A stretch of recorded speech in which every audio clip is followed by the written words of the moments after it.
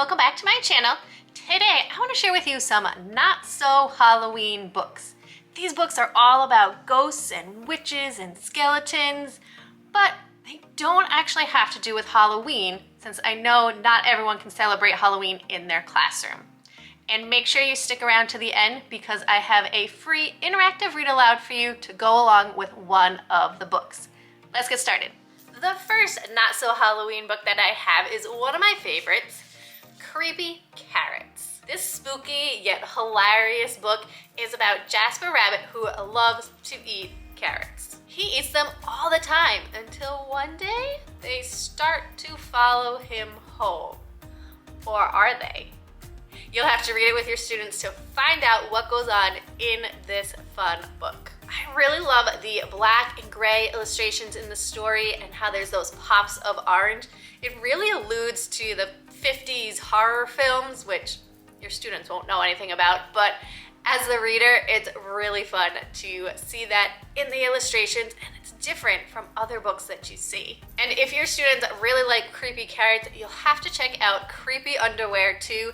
They will definitely get a kick out of that one, and it's very similar to this book, so they go really well together. Your students will definitely love Creepy Carrots in the month of October. Next I have Bonaparte Falls Apart. Bonaparte is having a tough time. This skeleton just can't keep himself together. When he tries to eat food, his jaw falls off. When he throws the ball, his arm goes with it. He can't keep those bones together in his skeleton. And now he's a little nervous because he's about to start school. What's going to happen? Well, luckily for Bonaparte, he has lots of great friends and they all have ideas for how to best help him. They turn out to be not so great, but they are willing to step up and help their friend when he's in need. And it's fun to see all the different ideas that they suggest and how they don't work quite so well. This is a great book about helping your friends and coming up with creative ideas to solve problems.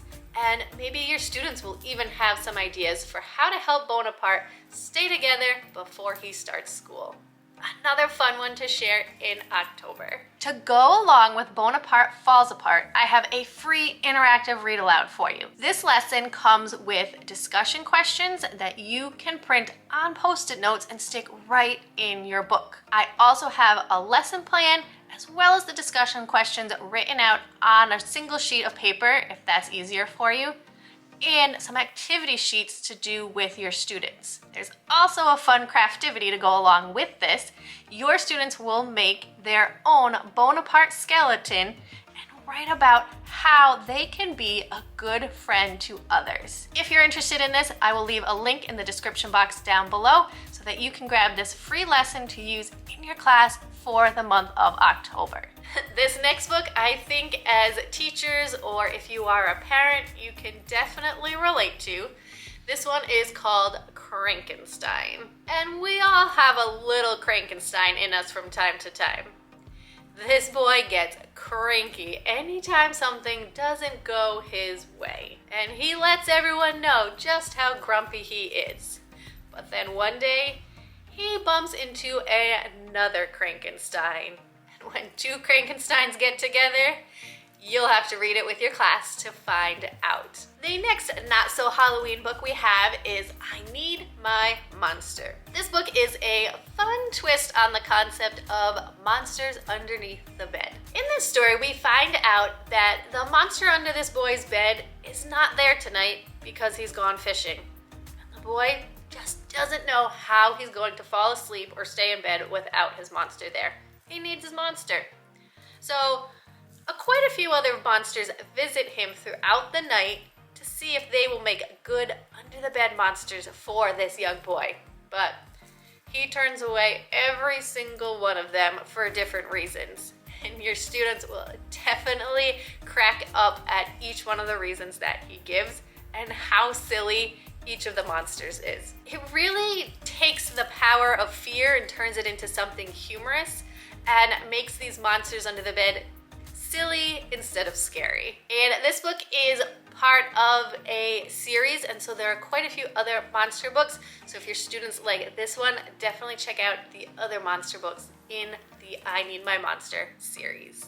So we've talked about monsters and skeletons. Now we're going to talk about witches in Room on a Broom. This is a fun rhyming text about a witch and her cat who go flying on a broom. Then the wind picks up and she starts to lose things. She loses her hat and then her hair bow and her magic wand, all because of the wind. And as we go through the story, the witch meets 3 different animals and each one helps her get all of her things back. But in return, they want to ride on her broom. But is there enough room? As the story continues, the witch comes face to face with a dragon. Can her new friends save her from the dragon as well? You'll have to read the book with your students to find out and to see the neat broom that the characters have at the end of this story. And I believe this is also a video on Netflix as well, so if you have that, you could watch it with your students and see the connections that they make between the video and the book. Great for reading in October. Okay, so we've got skeletons, we have monsters, we have witches. Now we're gonna share a book about ghosts.